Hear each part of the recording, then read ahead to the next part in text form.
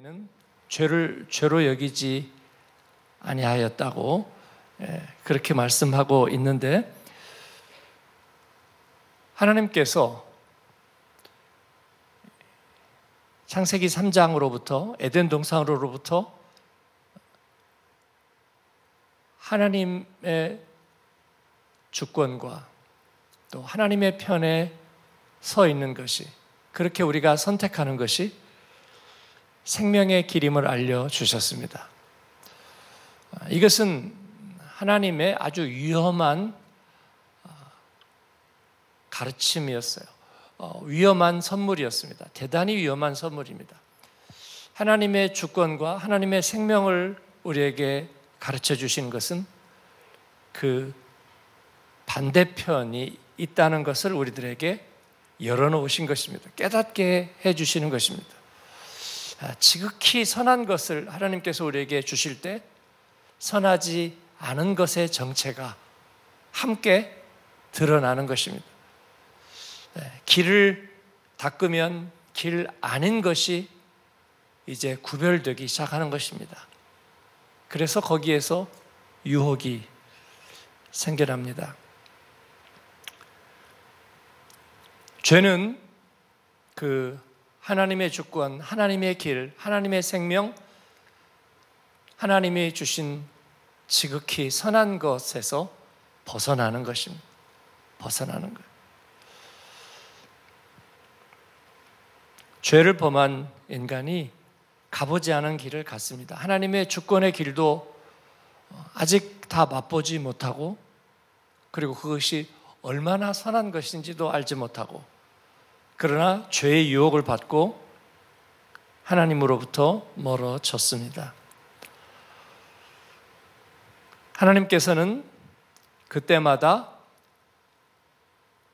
그 길을 떠나서 다시 돌아올 것을 명하시고 호소하시고 또 이끄시고 인도하셨습니다.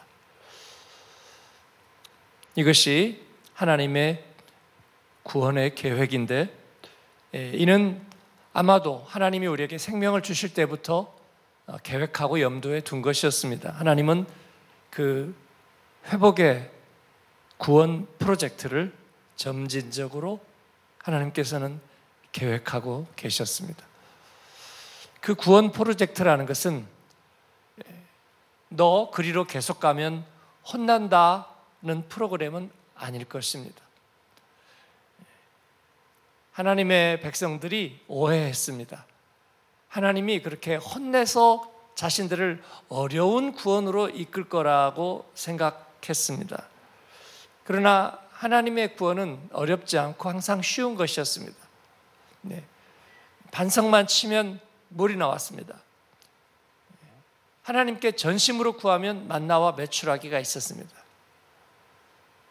그리고 하나님의 편에 서면 하나님께서는 홍해의 벽을 세웠고, 그리고 불뱀과 전갈에게 물려도 다시 살 수 있게 하셨습니다. 하나님의 구원은 쉬운 것입니다. 그러면 시련도 없고 희생도 없어야 되지 않았느냐 라고 물어보는 데 대해서 하나님은 대답하지 않으십니다. 내가 왜 예수 믿고 이런 어려움을 겪어야 돼요? 라는 질문에 하나님은 대답하지 않으십니다. 그러나 저를 도와주세요, 구해주세요 라는 말에는 하나님은 대답하십니다. 성경과 우리의 경험이 그렇습니다. 그렇기 때문에 엄한 질문은 하지 말아야 되겠습니다. 하나님은 무신론적 질문에 대답하지 않으십니다. 하나님이 있다면 왜 이런 일이, 그런 일에 하나님은 대답하지 않으십니다. 단지 내가 낫기를 원합니다. 나를 도와주소서, 나의 믿음 없음을 도와주소서 라고 얘기할 때 하나님은 응답하시고 도와주십니다. 하나님의 구원은 쉬운 것입니다. 그리고 그 구원은 점점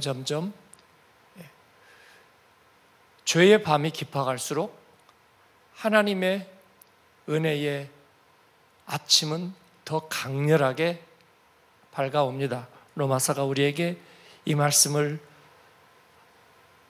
대서사시로 그려주고 있습니다. 결국은 매직 워드, 그리스도 예수 안에 있는 생명, 마귀도 사단도 미처 짐작하지 못했던 하나님의 지혜, 그 예수 그리스도 안에 있는 생명이 우리에게 이식되는 십자가 구원 프로젝트가 드디어 발표되고 또 우리 안에 적용되고 설치되었습니다. 그러면 이제 끝이구나. 그리스도 예수 안에 있는 생명은 이제 정죄를 무력하게 만들었기 때문에, 그리고 죄의 길로 고멜처럼 달려가려는 발걸음 자체를 막아놓는 힘이 있기 때문에 우리의 구원은 이제 온전해질 수 있구나. 그렇습니다. 그런데 로마서 7장이 우리들에게 얘기해 주고 있는 것은 정죄가 한 번 더 있다는 것입니다. 그것은 그리스도 예수를 영접하고 은혜 안에 서게 된 사람들에게 적용되는 정죄입니다. 그래서 이것은 이중적 정죄입니다. 이제 그리스도 예수의 은혜 안에 있으면서 양육받은 성도들이 종종 그렇게 얘기합니다. 다시 죄의 가정법 안에 빠져 들어가는 것이고, 또 우리들의 육신의 연약함을 의식하는 것입니다. 우리가 예수님을 만나고 그 은혜를 경험했을 때에는 우리의 연약함을 잊어버립니다. 그리고 의식하지 않아요. 왜냐하면 죄가 더한 곳에 은혜가 더욱 넘쳤기 때문입니다. 그 말이 무슨 말이냐면, 죄를 아무리 지어도 하나님의 은혜가 그때마다 임한다, 그런 의미가 아니고요.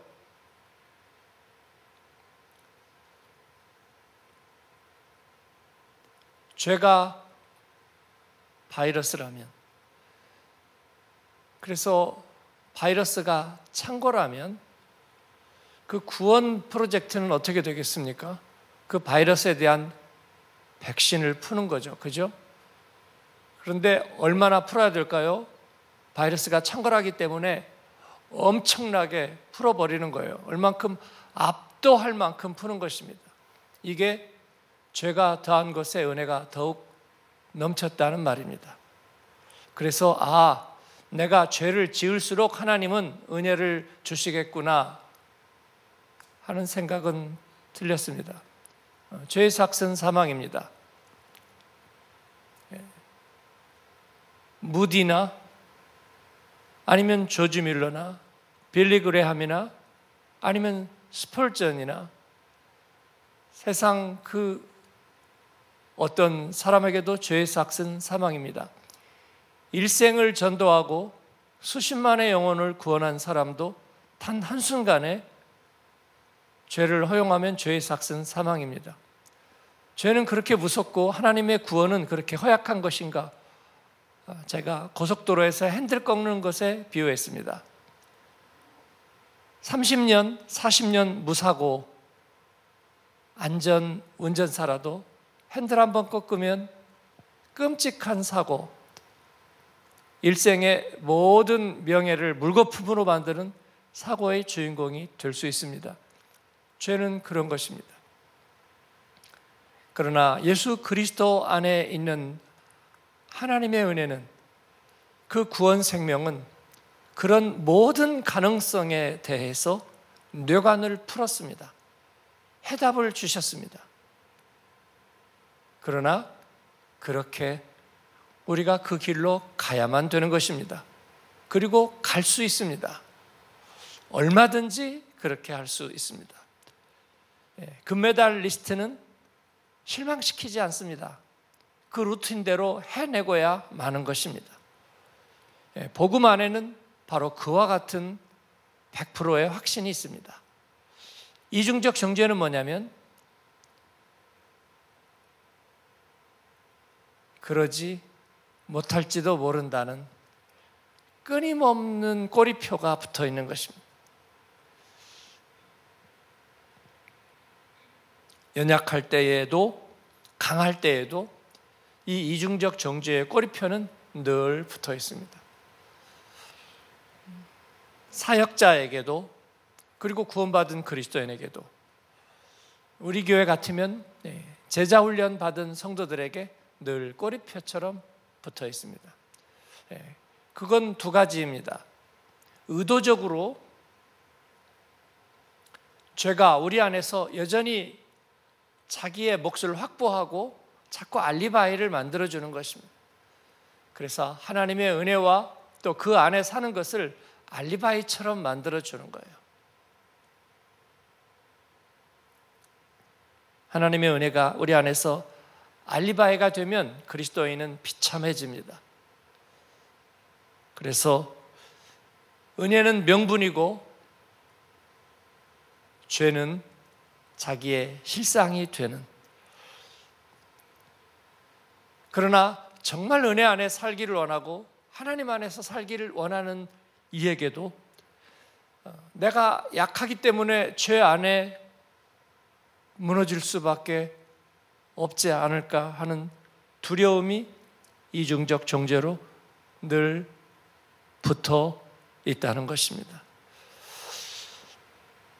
그러면서 그 이중적 정죄를 통해서 얻고자 하는 것은 뭘까요?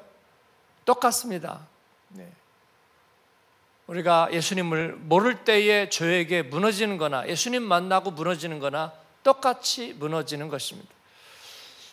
그리고 예수님을 만나고 무너질 수 없게 되어 있는데 그것을 기어코 무너지게 만드는 것이 죄의 괴계이고, 그렇게 무너진다면 훨씬 더 비참합니다.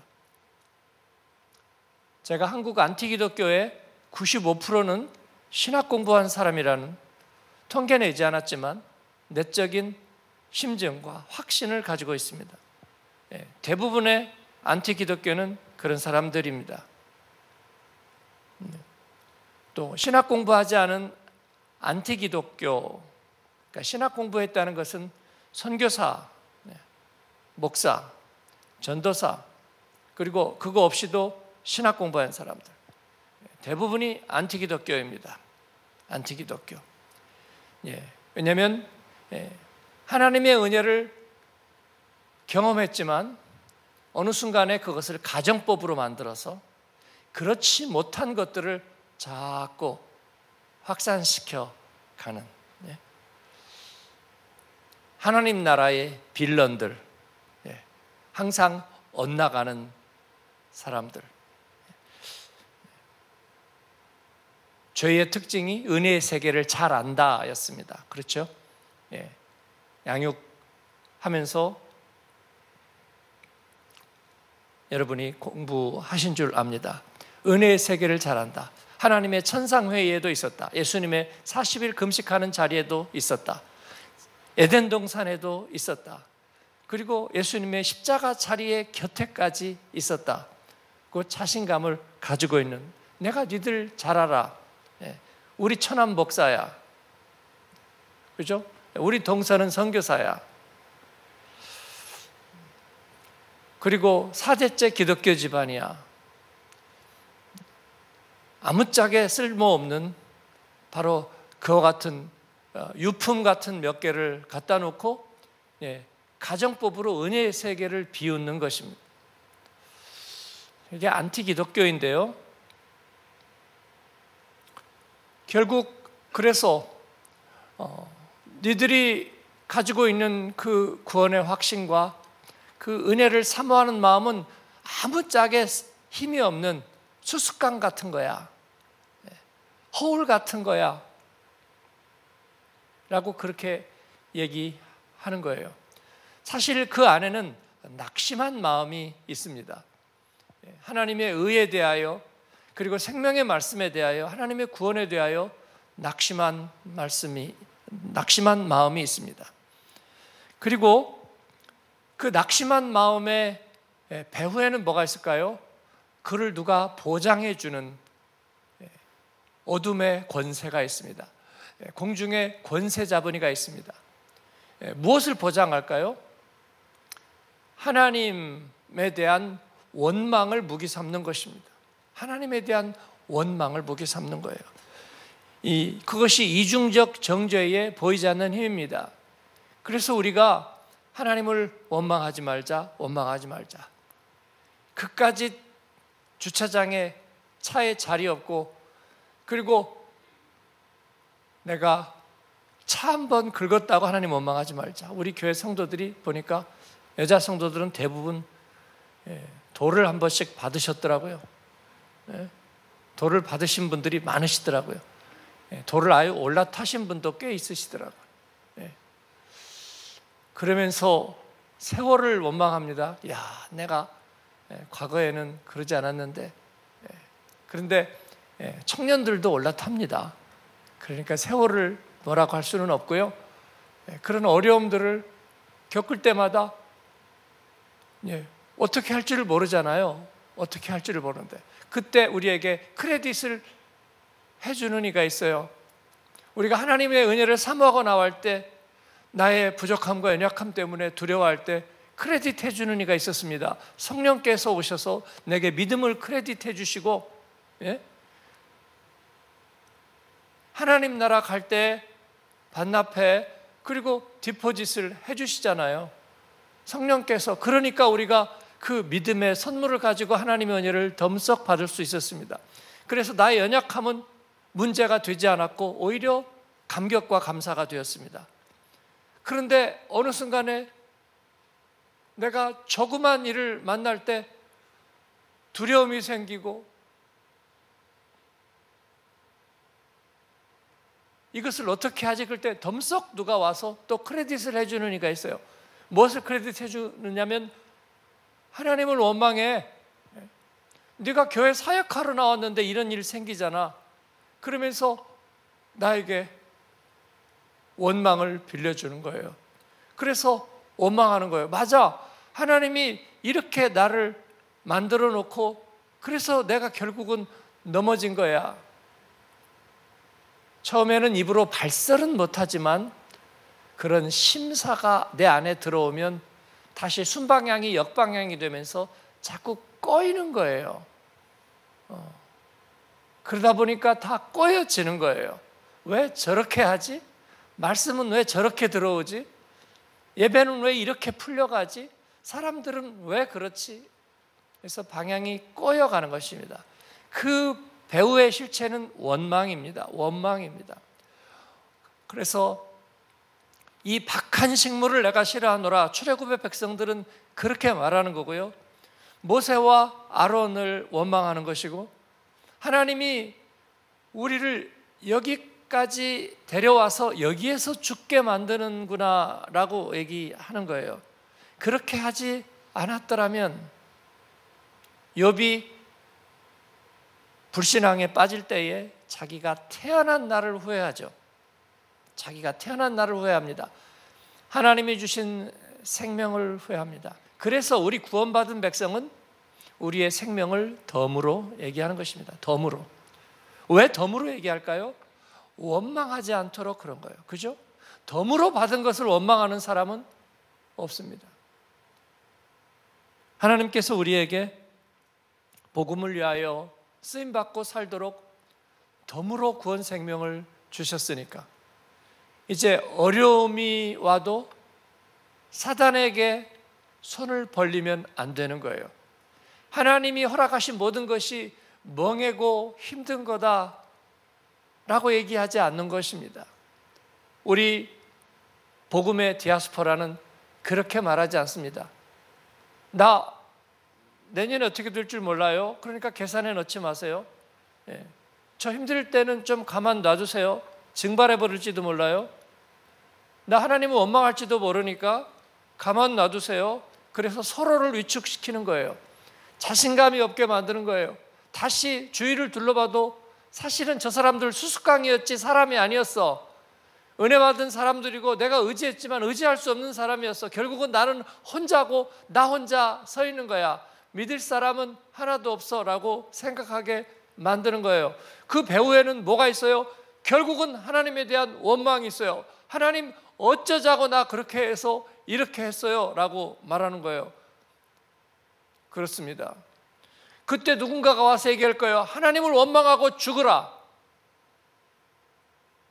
그죠? 예. 이거 우리가 원하던 거였습니까? 아니죠. 사단이 원하는 거죠. 거기에 대한 대답은 뭐예요? 그럴 수 없느니라. 그럴 수 없느니라. 왜 로마서 7장은 율법에 대해서 그렇게 나쁘게 말하는 것일까요? 구약 성경은 율법에 대해서 그렇게 찬미하고 시편 119편은 정금과 같고 꿀과 송이꿀보다 더 달콤한 것으로 말씀한 그 하나님의 율법의 말씀을 왜 그렇게 나쁘게 말하는 걸까요? 율법을 나쁘게 말하는 것이 아닙니다. 7절을 한번 같이 읽을까요? 그런즉 우리가 무슨 말을 하리요? 율법이 죄냐? 그럴 수 없느니라. 율법이 죄냐? 그러지 않다는 거예요. 그러면 뭐예요? 그 다음 읽겠습니다. 율법으로 말미암지 않고는 내가 죄를 알지 못하였으니 곧 율법이 탐내지 말라 하지 아니하였더라면 내가 탐심을 알지 못하였으리라. 그렇죠. 율법이 잘못이 아니라는 거죠. 죄를 깨닫게 하고 구별해 주는 거라고 그랬죠. 그런데 왜 율법을 안 좋게 여기는 걸까요? 8절을 같이 읽습니다. 그러나 죄가 기회를 타서 계명으로 말미암아 내 속에서 온갖 탐심을 이루었나니 이는 율법이 없으면 죄가 죽은 것임이라. 아멘. 이건 무슨 말일까요? 죄가 기회를 타서 계명을 말미암아 율법을 통해서 내 속에서 탐심을 이루었대요. 그러면 율법이, 계명이, 하나님의 말씀이 나쁜 거잖아요. 그렇습니다. 마귀의 목적은 이거 읽다가 복잡해, 귀찮아, 그렇게 만드는 목적이 또 하나 있을 거예요. 귀찮아, 복잡해. 근데 복잡하지 않죠. 이게 너무나 중요한 솔루션인데 왜 복잡하겠어요? 그러면 왜 계명이 문제가 되냐면 오염됐기 때문에 문제가 되는 거예요. 하나님의 말씀이 죄에게 오염됐기 때문에 문제가 되는 거예요. 이 어떻게 오염되느냐?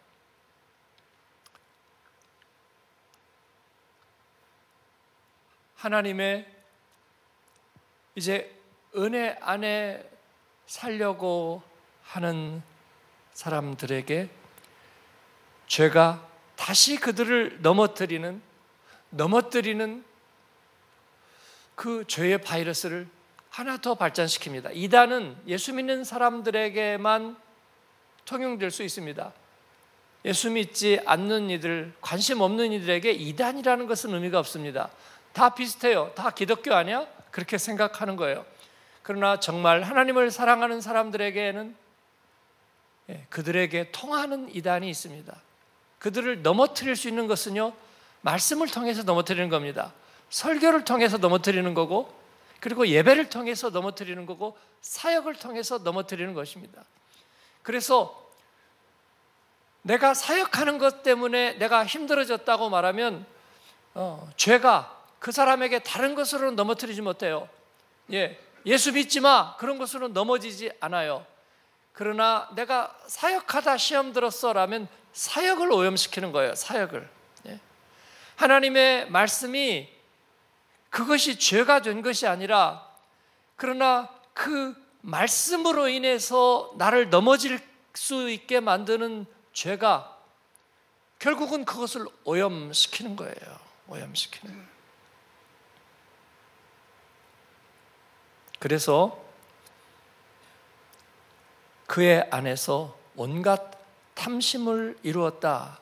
탐심을 이루었다.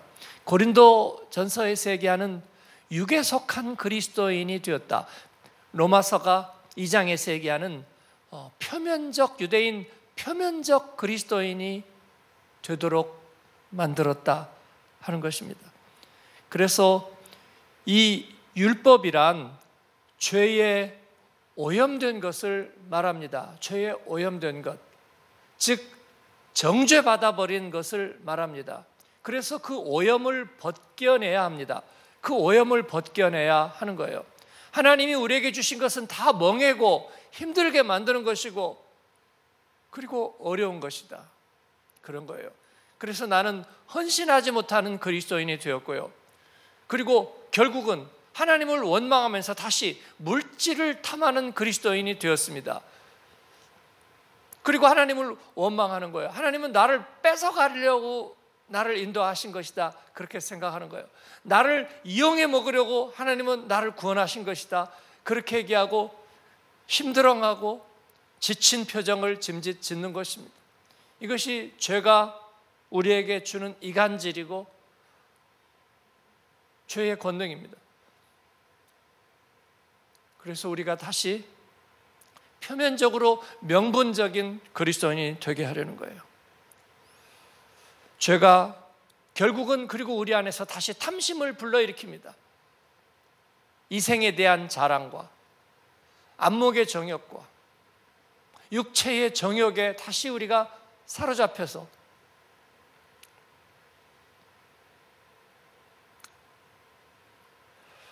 죄는 살아나고 나는 죽었도다. 9절에 보니까 전에 율법을 깨닫지 못했을 때에는 내가 살았더니 계명의 이름에 죄는 살아나고 나는 죽었도다. 이 말씀은 무슨 말이냐면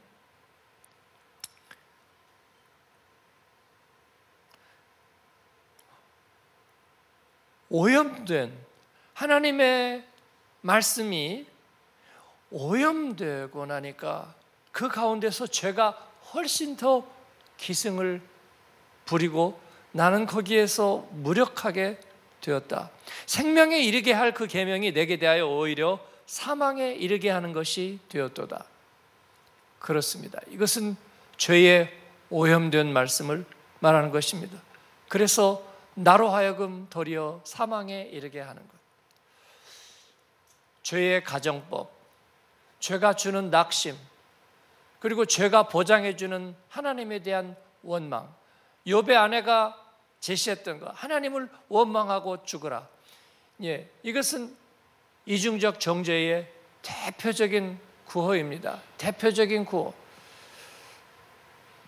믿다가 낙심한 사람들의 그 마음 안에는 그래서 그 반역과 원망이 있고 다시 영린처럼 역방향의 삶이 있는 것입니다. 이중적 정죄에 빠지면 특징이 있습니다. 모두 다 그 안에 원망이 있다는 거고요. 그리고 하나님에 대해서 입을 다문다는 것입니다. 입을 다무는 거예요. 입을 다물고 그리고 은혜에 대해서 입을 다물게 된다는 것입니다.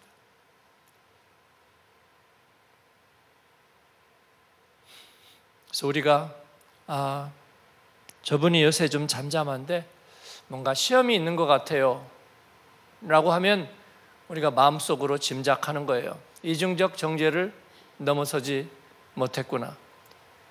그래서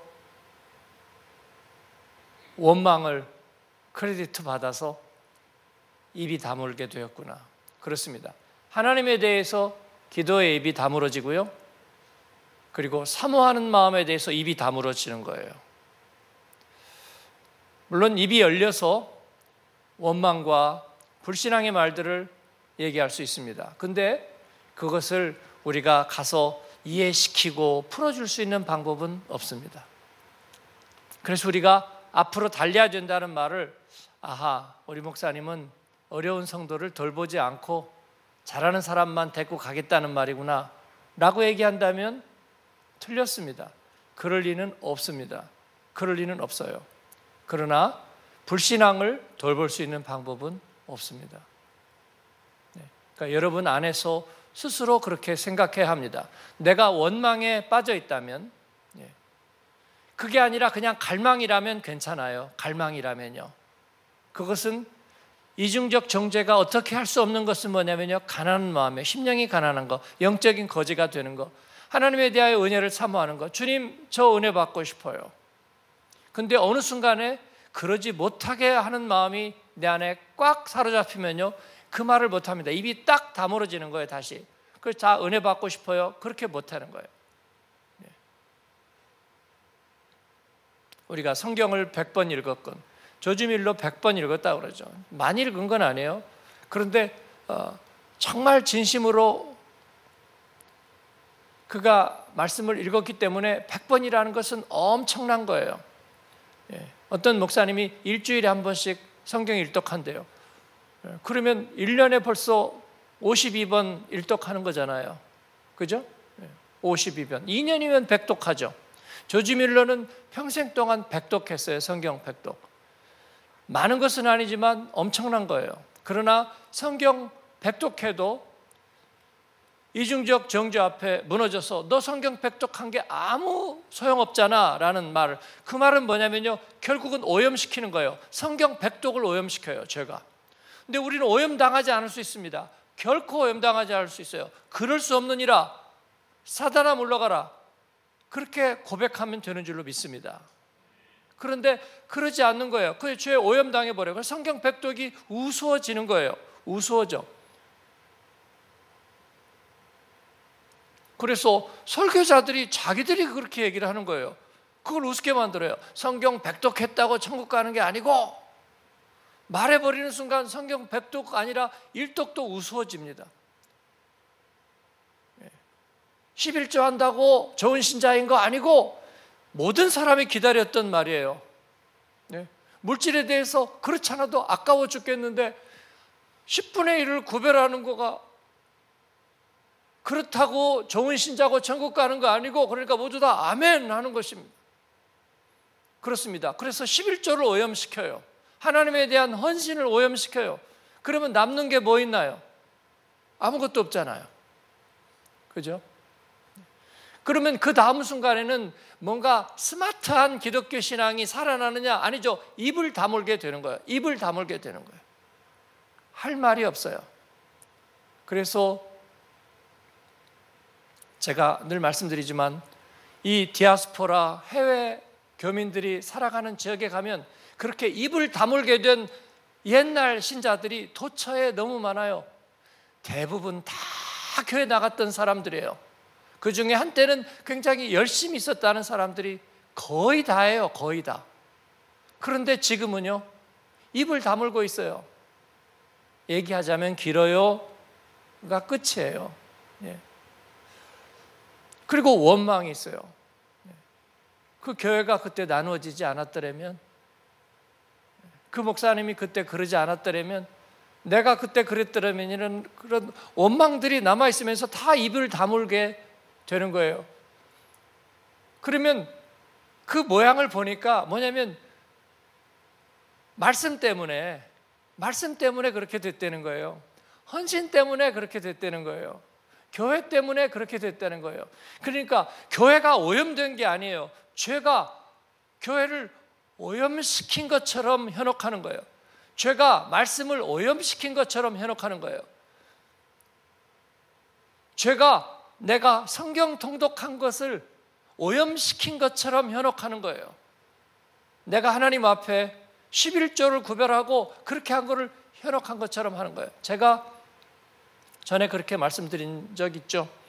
아마 우리 교회 처음 오는 성도들이나 그런 사람들의 마음의 걸림돌 중에 하나가, 우리가 봉헌 시간에 헌금 바구니가 직접 도는 것에 대해서 싫어할 거예요. 저는 그렇게 생각해요. 그래서 제가 전에 물었죠. 헌금하는 거 부끄럽습니까? 라고 물었죠.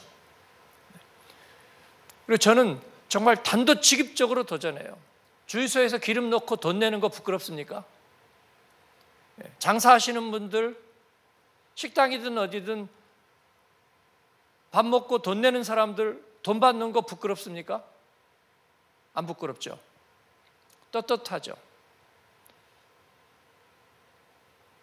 우리가 하나님 앞에서 물론 세상에서도 세금도 내고 뭣도 하지만 하나님의 것으로 구별해서 헌금을 드리는 거 너무나 자랑스럽고 복되고 기쁨 있는 일 아닙니까? 그거 부끄럽습니까? 그래서 한국에서 사람들 많이 간다는 교회는 아예 헌금 시간이 없습니까? 헌금 시간이 없대요. 봉헌 기도도 없대요. 헌금함도 없대요. 그리고 예배 주보 뒤에 조그맣게 구좌번호만 있대요. 그건 왜 써놓는 거예요? 구좌번호는 왜 써놓는 거예요? 그렇게 하면 덜 부끄러워요? 하나님 앞에 하는 게 부끄러운 거예요? 네. 저는 그걸 묻고 싶어요. 하나님의 일에는 돈이 듭니다. 그렇습니다. 자식 키우는데 돈 들고요, 반려견 키우는데 돈 듭니다. 그거를 물질적으로 오염시킨 의미에서 더러운 돈이라고 말하는 것이 아니라 비용이 든다는 말입니다. 우리들이 약속한 가치가 거기에 통용된다는 말입니다. 여러분은 사업하고 장사하고 그리고 가족을 돌보면서 살아가는데 드는 거예요. 그래서 저는 하나님과 동행하는데 돈 든다 말하는 것입니다. 그렇죠? 우리가 사용하는 물질을 통해서 우리는 하나님과 함께 이래요. 그렇습니다. 자본주의 사회가 아니더라도 물물교환 시대로부터 오늘날에까지 돈의 가치는 물론 오염되었습니다. 그럼에도 불구하고 그것의 본래적인 의미는 사라지지 않았어요. 그래서 그걸 가지고 부끄러워하는 사람은 없어요. 그런데 하나님 앞에 헌금하는 것은 예배의 일부예요. 우리 삶의 일부예요. 그래서 저는 이것을 우리의 예배 삶 안에다가 포함시키는 거예요. 마치 부끄러운 것처럼. 그래서 그 주보 뒷면에 은행 구자만 하나 살짝 적어놨다는 그 교회, 우리 부목사님이 그 교회를 또 한국에 휴가 갔을 때 그 교회를 갔대요. 가서 내가 물었어요. 헌금함이 없더냐고 했더니 제가 열심히 찾아서 발견했습니다. 헌금함이 없는 게 아니라 있었습니다. 너 어디 있더냐 그랬더니 저 구석에 우편한 만큼 작게 있더래요. 우편한 만큼 작게 있어요. 그 얘기는 뭐냐면 성도들 중에 와서 교회에서 헌금하고 싶은데 여기는 이 교회는 헌금이 없어요? 온라인 번호가 있대요. 영국에 청년들이 많은 교회 목사님이 그래요. 우리는 온라인 헌금합니다. 아마 거기 영향을 받은 것 같기도 하고 청년들은 온라인이 편하대요. 그런데 여러분, 경건한 신자는 거기에서 마음에 또 걸림돌이 있어요. 하나님 앞에 온라인으로 해가지고 엔터 해서 딱 그건 간편하고 좋은 거예요? 저는 잘 모르겠어요. 그래서 어떤 이들은 와서 교회에서 하나님의 집에서 내가 헌금하고 싶다는 거예요. 그러니까 정하고 싶은 사람은 거기다 하라고 헌금함을 만들었는데 우편함 같이 얇은 것을 어디 구석에 안 보이게 놔둔 거예요. 하나님도 숨기지 그래. 십자가 크게 그려놓으면 사람들이 욕하니까 그러면 십자가도 숨기고 실천적인 신앙만 있으면 될 거 아니에요. 욕먹지 않는 신앙과 자랑스러운 삶만 보이면 될 거 아니에요. 여러분, 이게 세속하고 사단이 우리를 우습게 보는. 그래서 제가 뭐라고 그래요? 여러분의 이중성을 옹호합니다. 교회에서 찬양팀하고 기악팀하고 찬양대하고 그리고 안내하고 순장하고 엄청 좋은 신자인데 회사에서도 그럴까요? 내가 아닐 거라고 말해요. 회사에서는 소리도 지르고 실적 내기 위해서 하기도 하고 저는 그의 이중성을 옹호합니다. 위선을 옹호하는 게 아니고요. 이 세상의 시민으로 살면서 열심히 살면서 누군가가 그것을 야, 니네 교회에서는 제자 훈련하고 1등 신자라며. 근데 회사에서는 좀 아닌 것 같아. 제가 그것을 옹호한다고 그랬어요. 부끄러워하지 말고 두려워하지 마십시오. 세상에서 열심히 사세요.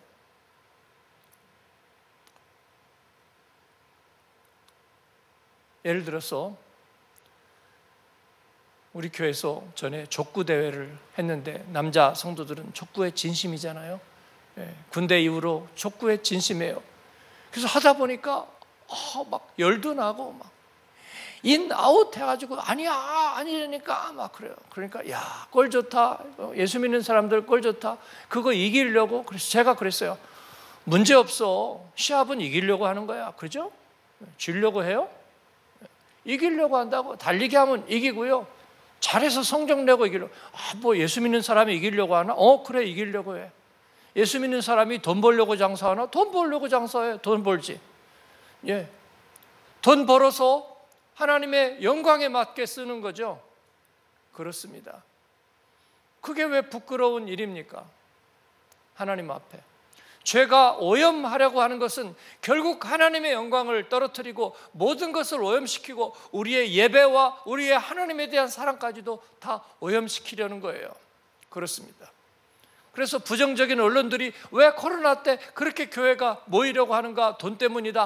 헌금을 걷지 못할까 봐 두려워서 그런다. 그렇습니다. 예. 교회가 예산을 통해서 해야 될 많은 일들이 있겠죠. 독일에서 이 키르첸슈터이어가 하는 일은 굉장히 많습니다. 독일 교회 목사님들 월급 주는 것만이 아닙니다. 예, 기독교적인 단체나 아니면 기독교적인 사학이나 그런 것에만 있는 것이 아니라 수많은 일에 그 일을 감당하고 있습니다. 그래서 키르첸슈터이어를 폐지해야 된다는 논의는 계속 있어 왔어요. 예, 세속적인 정부 단체 속에서 교회도 잘 나가지 않는 어느 대학 교수가 그것에 대해서 흥분했습니다. 키르첸슈터이어를 없애기 전에 그 정당부터 없애야 될 거라고. 죄는 기회를 타서 하나님의 선하심을 오염시키고 우리를 부끄럽게 만들어서 결국은 하나님을 원망하게 만들고 입을 다물게 만드는 것, 이것이 죄의 목적인 줄로 믿습니다. 이 죄의 이중적 정죄에서 승리하는 여러분 되기를 바랍니다. 승리하는 것은 그것과 맞서서 대결하는 것이 아닙니다. 그래서 제가 그런 문제에 대해서 얘기하지 않는 거예요. 인터넷 유튜브에 보면 잘잘법이라는 거 있어요. 그래가지고 예수 잘 믿는 법, 그래서 정말 잘 믿는 법인가 제가 처음에 하나인가 보고 제가 그거 보지 말도록 성도들에게 보지 말도록 했어요. 그건 뭐냐면요, 사람들이 갖는 소위 그 죄의 오염성에 대해서 어떻게 생각하는지에 대해서 묻고 거기에 대해서 무슨 뭐 어디 대학 교수, 뭐 어디 목사님 이런 분들이 와서 대답해 주는 거예요. 믿음 밖에서 던지는 질문에 대해서 어떻게 생각하는지 대답해 주는 거예요. 제가 그런 건 리처드 더킨스한테 가서 물어봐라 한 바로 그런 질문들이에요. 뭐 11조는 진짜 해야 되나요? 말아야 되나요? 답이 없어요, 여러분. 그냥 울고 싶은 사람들이 있을 뿐이에요. 예배는 예배당 하나씩만 드려야 하나요? 여러분, 답이 없는 이야기들 하나님 앞에. 여러분은 어때요? 그렇습니다. 어떤 분은 저는 온라인이 좋아요. 그건 그분의 자유로 미루어 드립니다. 그러나 저는 어머니는 가서 눈으로 배워야 된다고 생각하는 사람이에요. 예배는 성전에서 드린다. 제 분명한 몸이 가서 쳐서 복종됨이 있어야 한다. 내 물질을 구별해서 하나님 앞에 표해야 된다. 저는 그렇게 생각해요. 그렇습니다. 그리고 이를 고백하는 거예요. 하나님은 우리에게 구체적인 생명의 선물을 주셨고 심리적인 구원을 말하지 않으셨어요. 우리를 진짜 구원하셨고 진짜 생명을 주셨습니다. 그래서 우리는 그 안에서 살 것입니다. 하나님이 주신 것은 오염되지 않은 율법은 하나도 잘못된 것이 없어요. 그렇습니다. 그러나 죄가 그것을 오염시켰어요. 그래서 예수 그리스도께서 이를 우리에게 다시 벗겨내고 하나님의 새 생명을 회복시켜 준 거예요. 온전하고 순금과 같은 그리스도 신앙을 우리에게 주셨습니다. 로마서 7장이 탄핵하고 있는 그 율법은 죄로 인하여 오염된 것들을 말하는 거예요. 그게 오염될 수 있느냐? 그게 아니죠. 죄가 오염된 것처럼 우리를 속였다는 거예요. 그러니까 교회에서 좀 섬긴다고 자랑할 거 아니고 그 사람의 삶을 보면 그렇지도 못할 거야 라고 하는 것이 죄의 무기예요. 토요일 주일 주님 앞에 헌신하는 이들을 제가 변호하고 옹호하고 축복합니다. 하나님이 그렇지 않은 이들보다 갑절이나 복 주실 거라고 그렇게 믿습니다. 그러한 우리 자녀들, 아프다고 학교는 안 가더니 교회에서 모여서 뭐 연습한다니까 나는 듯이 왔다. 그런 아이들을 축복합니다. 그렇지 않고 세상에서 1등 하다가 교회 와서도 잘하고 마귀는 그렇게 되면 하나님이 영광을 받으실지로다 라고 우리들에게 말하겠지만 그러지 않을 겁니다. 그런 사람 없습니다. 그렇죠? 예. 그렇습니다. 왜냐하면 그러니까 너희들이 세상에서 1등이라는 거 입증하지 못하고 예배당에 가서 노래만 하고 그리고 기타 치고 니들끼리 놀고 그러니까 세상이 모양인 거야 라고 말했던 분들 있잖아요. 그분들 때문에 청년들 교회 다 떠난 거예요. 학생들 다 교회 안 나온 거예요. 니들이 공부 잘해서 세상에서 영광을 돌려야 하나님이 영광을 받으신다. 그것 때문에 교회 다 떠난 거예요. 그러지 않아요? 네. 그리고 누가 남았어요? 이렇게 말해서 죄송합니다. 제가 좀 극적으로 얘기하는데 지질이 못난 사람들만 남은 거예요. 저 같은 사람들. 그죠? 예. 그래도 나는 교회가 좋아. 그리고 남아있는 사람들. 그 못난 사람들이 주님의 복음과 주의 교회를 지키는 거예요, 여러분. 한국 교회는 그래서 못난 사람들이에요. 예? 무슨 언더우드 가문, 그렇지 못한 사람들, 백정 출신 장로, 가정에 불행이 있던 사람들, 그리고 민족적으로 어려움을 당한 민족들, 그런 이들이 하나님의 복음 앞에 감격하면서 정죄당하지 않고, 어차피 우리는 못난 백성인데 더 정죄당할 것도 없어. 더 정죄당할 것도 없다고. 10명의 문둥병자, 38년 된 병자, 사마리아 여인, 더 정죄당할 것도 없어. 그래서 하나님의 은혜가 더욱 그 가운데서 역사하고 넘치면서 하나님이 영광을 받으시는 거예요. 그런데 우리가 다시 이제 기독교 종주국이라도 된 것처럼 우리가 다시 하나님 때문에, 은혜 때문에 내가 이렇게 됐다고 원망하는 것은 합당치 않아요. 그렇지 않습니까? 네.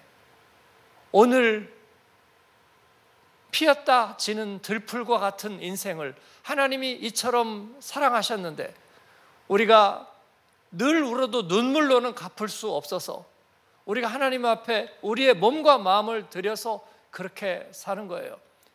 그런 복음의 사람들에게 복이 있으라. 그런 디아스포라에게 복이 있으라. 그런 복음의 헌신자들에게 복이 있으라. 한사코 예배하고 말씀 앞에 엎드리는 이들에게 복이 있으라. 너희들이 세상에서 입증한 것이 무엇이냐? 그건 모르겠습니다. 그러나 주님이 보증할 것입니다.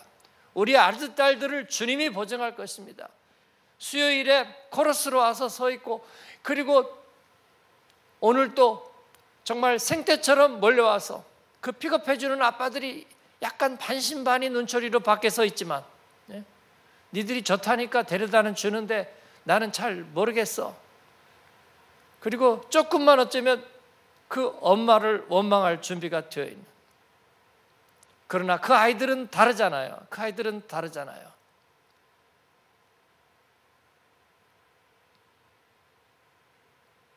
어와나 배지 주니까 그럴 거야.